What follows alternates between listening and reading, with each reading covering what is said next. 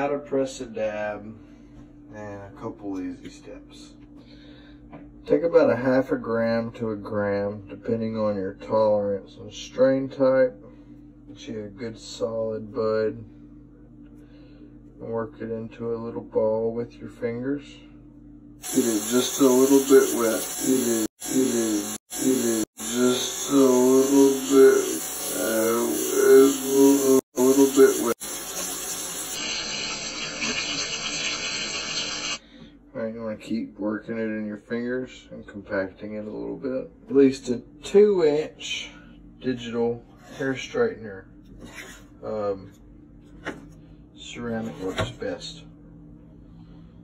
310 to 330 degrees. We're going to need a pair of these.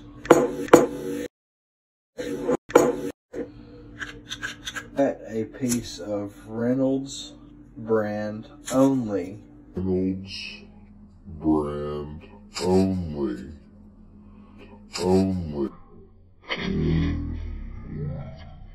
Parchment paper into about a 2.5 inch by 2.5 inch piece. Place your bud in the center of the paper.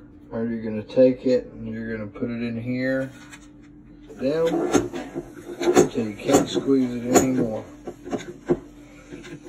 And you'll see the wax still.